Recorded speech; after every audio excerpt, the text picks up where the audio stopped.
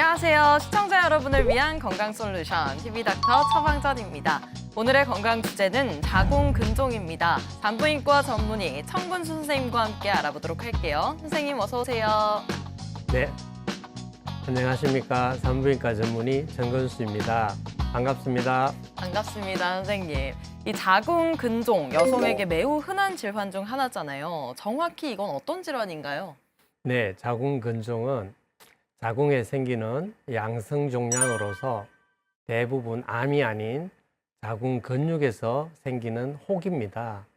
가임기 여성의 약 절반 정도에서 발견될 정도로 흔한 질환인데요. 네. 특히 30, 40대 가임기 여성에서 처음으로 발견되는 경우가 많습니다. 자궁근종 환자의 약 반 정도는 특별한 증상이 없는 경우인데요. 증상이 없더라도 정기적인 산부인과 검진을 통해 조기 확인하고 관리를 해 주셔야 합니다. 네, 그렇다면 이 자궁근종 왜 생기는 거고 어떤 증상들이 주로 나타나는지 궁금해지는데요.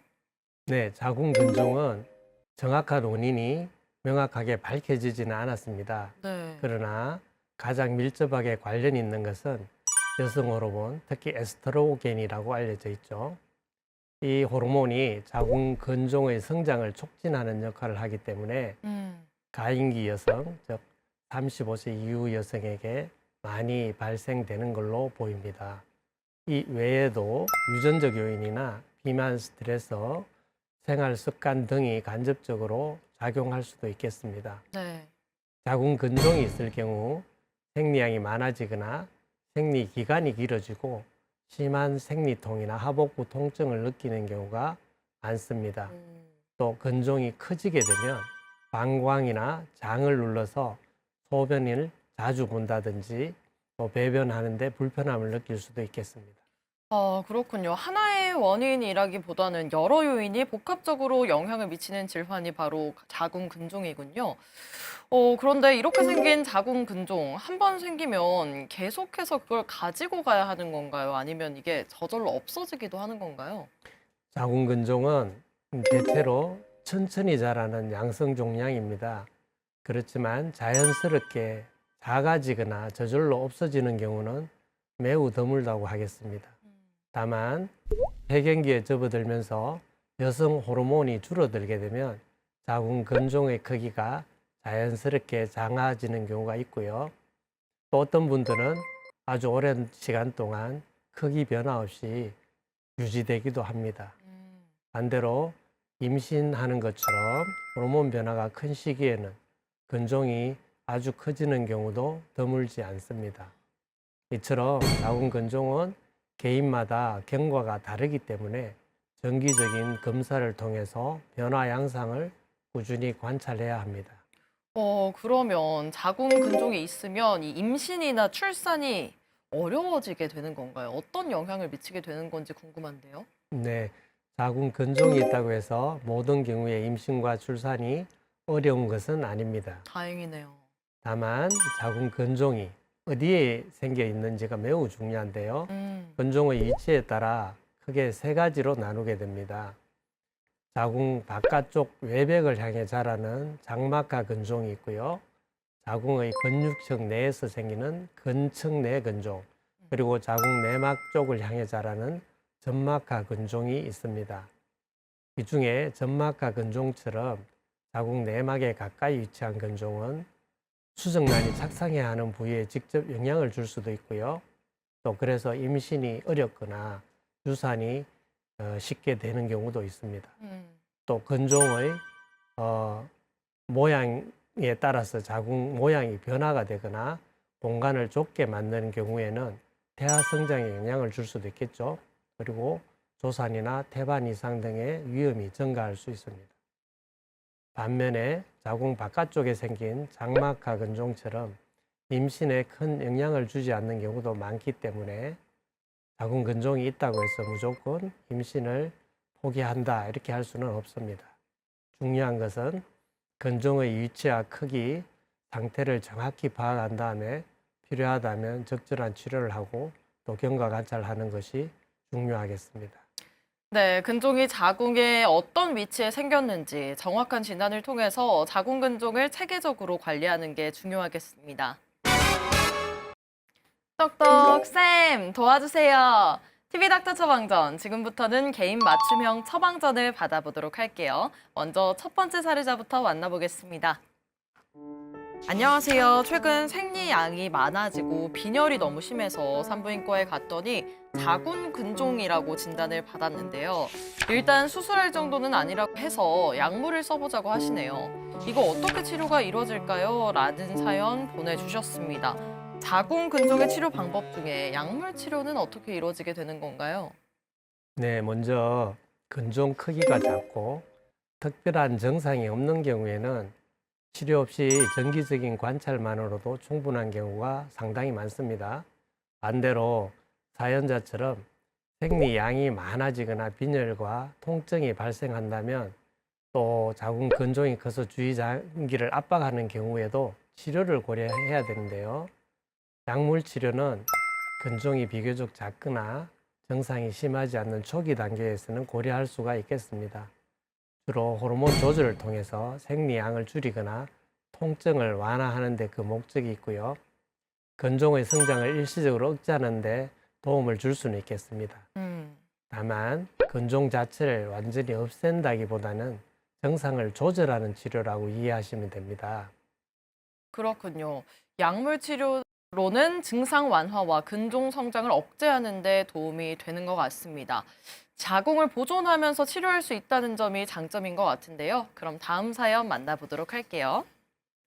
안녕하세요. 최근에 자궁을 보존하면서도 치료할 수 있는 방법들이 많아졌네요. 이 선택의 폭이 넓어진 것 같아서 좋은데요. 그중에 고주파 용해술이라는 비수술적 시술이 있던데 이건 어떤 시술인가요? 라는 사연 보내주셨습니다. 자궁 근종의 비수술적 치료 방법 중에 고주파 용해술 이건 어떤 거예요? 네, 고주파 용해술은 고주파 에너지를 이용해서 근종 조직에 열을 가하고 근종 조직 자체를 괴사를 시키는 겁니다. 그래서 시간이 지나면 크기가 줄어들고 정상도 줄어들도록 만드는 시술입니다. 피부 절개 없이 초음파로 근종의 위치를 확인하여 시술하기 때문에 출혈이 없고요. 입원 기간도 짧아서 일상생활로 복귀가 매우 빠르다는 장점이 있습니다. 또한 수술에 대한 걱정이 너무 크거나 자궁 보존을 원하는 경우에 고려될 수 있는 치료 방법입니다.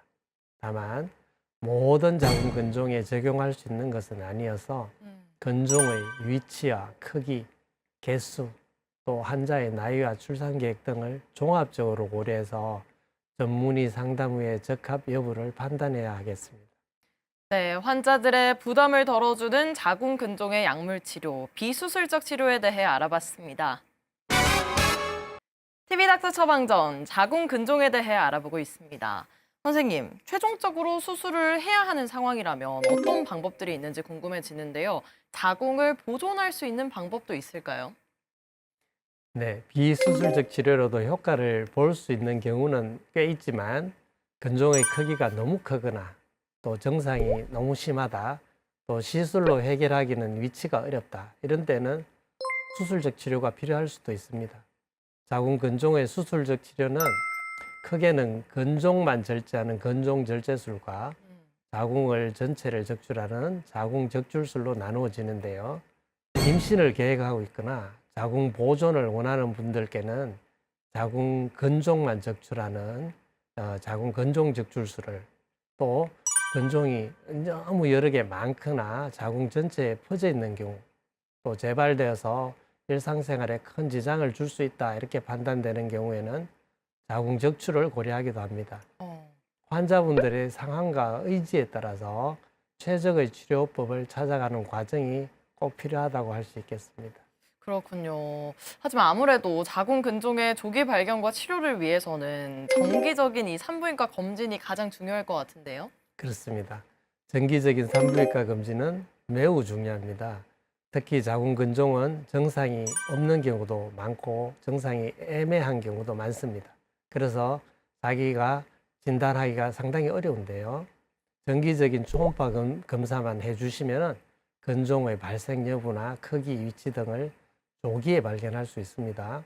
자궁 근종은 여성 건강에 큰 영향을 미칠 수 있는 굉장히 흔한 질환이므로 증상이 없더라도 최소 1에서 2년에 한 번씩은 산부인과 검진을 받는 것이 바람직하겠습니다.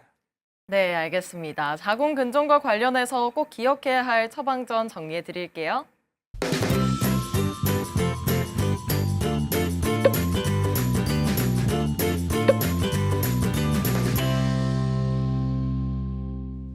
네, TV닥터 처방전 오늘은 자궁 근종에 대해 알아봤습니다. 선생님 마지막으로 정리 한 말씀 부탁드릴게요.